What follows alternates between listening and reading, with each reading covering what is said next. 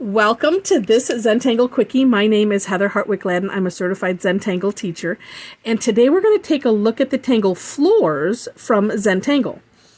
Now, this is a grid pattern. There's a number of them that are like a floor pattern, and it's really, really neat. Now, this one, you have a couple options. I'm going to draw mine. I'm going to go a little out of my normal zone, where this one you could just have it be a straight, checkerboard style grid, or you can have it be a little bit, a little wonky, and that's okay. So what I'm going to do is, and actually I think I'm going to do this on the diagonal just for kicks. And I'm going to go to the edge, and I'm making mine weird. And I'm doing this too because that way you can do that with a lot of these. And you know what? I don't think I did a quickie on the Tangle Knightsbridge. I did a long video on it that is posted, and I'm making these quite a bit large as well. All right. Okay, so that's just fun. But I mean, you could do a gradiating. I'm making this word up. Gradiating, where it looks like a, starting narrow and then coming out. Kind of look like a train on a wedding dress. Where it's narrow and then comes out to be big. And there's lots of ways you can play with these grids. All right, this one is super simple. Super simple, although, it does have a smidge of a challenge to it. Or it's just me. Here's the next step is we're going to essentially draw a diamond. So we're going to kind of corner off these, the intersections. So, or every edge, or every corner. Now, you can do it straight like this, or like I have this one that's a little curved. So you know what? Since I'm doing it that way, I should do them curved. And actually, it's a technique that we call rounding. Now, the challenge that I have is not a trick, that I generally have with this one is I want this to blend into the line. Now, it would help if I didn't have my pen at a weird angle when I was doing this. There we go.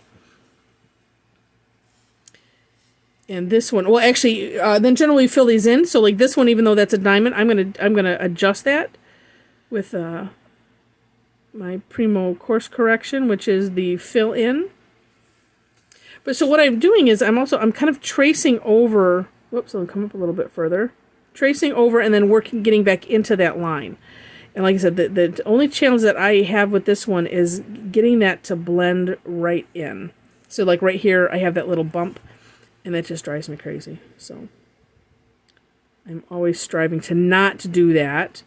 And then sometimes my Florz ends up just a little bit, like these sections end up a little too big because I'm trying to course correct to get them to line up. And so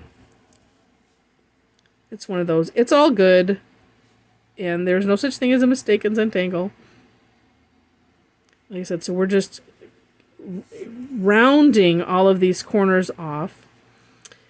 And actually, I don't remember where I saw it, but somebody had done Florz and they left these open and it looked really, really neat. So I'm going to just leave that as an option for you. I'm going to fill them in because it's part of it.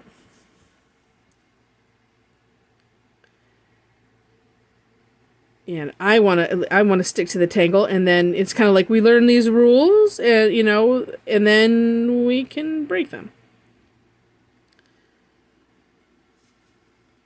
And then when I do these, with kind of weird, a weird grid, then when it's when I have these weird angles, then it always kind of throws me a little bit for how do I want to round that off and make that corner. All right. Oh, and then this one would need to go up there. All right. So then, as I mentioned, number one, course correction. If something you don't like, as we're filling these in, so that's where then I would, kind of like fill in and then just bring my pen and carefully trace. Like this one just stops just so bluntly. So it's like, well, I'll just merge it up a little bit more. And actually this line, was kind of faint there because I tilted the pen. These microns with, with the nib, not the, there are also plastic nib ones that look like this. Oh, and I'm sorry, I scooted off a bit. They look like so in comparison. These are nice because they're very durable. And you don't have to worry about, it's really hard to wreck them. Where these with, the nib like this, it's really good to work with them straight up and down as much as possible. And also not to have a lot of pressure. And that's the other thing that I end up doing, is sometimes I will put too much pressure on and then the tip gets bent, and then I try to save those ones for just filling in.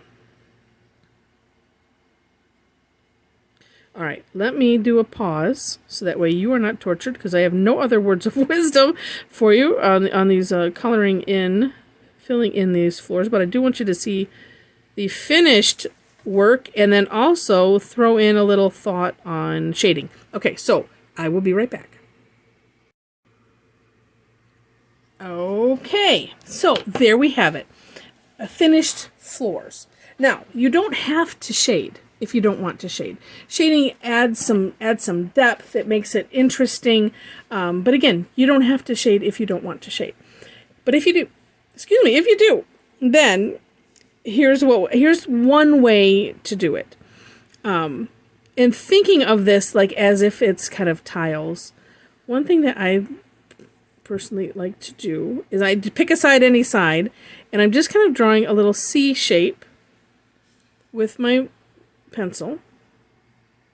And then, over here on these little partials, either just leave them out or, kind of figure it out as I go. But I'm just doing this little C shape, just a little ways away from the corner. Oops, and then I'd have one here. Oops, right there. All right. And then, so what's neat is this kind of looks cool as it is, right? But you could also just smudge it out a little bit. So I'm just following the path. And, and you could tuck it into that corner a little bit more if you want to. Yeah, well, that wouldn't be anything.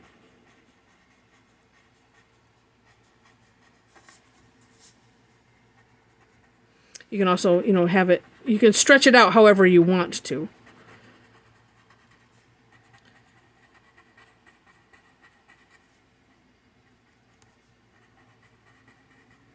And what I'm trying to do, I like to have a gradient versus having that harsh line there. And sometimes if it seems like it's a little too much, then it's like, well, I'm just going to spread it out. But I'm kind of liking to spread it out like on one side, not around the whole thing. Although, you certainly could. And that's just something that if you're not sure on shading, that's just, it sometimes it's just fun to just play. Is scary. I mean, for me, as scary as it is, sometimes it's just fun to play. And you can see it, and then turning it back this direction. And actually, having that edge kind of creates an illusion as well. But I'm kind of stretching, this curve line over along the bottom just because I'm feeling like I'm liking how that looks. And that's what I mean by play, just having fun. And I'm adding just from what's left over on my tortillon here. And you see, it adds something to it. Now it almost doesn't look like a floor. It could almost look more like more rounded tiles. But like I said, you don't have to shade if you don't want to. But if you want to, here's one way to do it. And just a fantastically simple tangle that it's just really, really nice. If you're drawing, say, a larger pattern over it, I forgot, I was calling them something else, kind of like a standalone tangle. are all inclusive, you know, where, for instance, if you search for Icanthus, Icanthis, I do have a video on that, where, you know, it's kind of like a plant-like structure and you could do something behind it. And this is a neat one to do. So, so just some thoughts for you. And so if you enjoyed the video, would love to have a thumbs up. I got myself out of order. Would love to have a thumbs up. And if you haven't subscribed yet to the channel, would love to have you be a subscriber. Click the subscription button, and then next to it is a notification bell. Hit that so that way you can decide, it'll open up some options, and you can decide how you want to be notified, if you want to be notified at all. And also, in the description section, you will find the step out for this and any other, any other information that I have found on it. I will put that in the For More Inspiration section.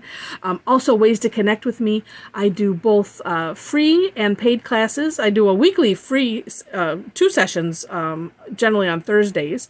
So would love to have you join us. And for that one, we take a tangle and we, you know, play with it. We explore it. Maybe a tangle or 2. I slate an hour's time. And, you know, try to see what we can fit in an hour, and we have a really fun time. So would love to have you join us. All the information is on my website. There are a couple services like Eventbrite and Meetup that I use, as well as Facebook, so that way you could get alerted to new classes. Besides the Thursday that's always happening. So with that, if you have any questions or anything, would love to have, you know, if you want to leave anything in the comments, please do, because I do my best to respond to those. But other than that, look forward to maybe seeing you on a Tangle Time sometime.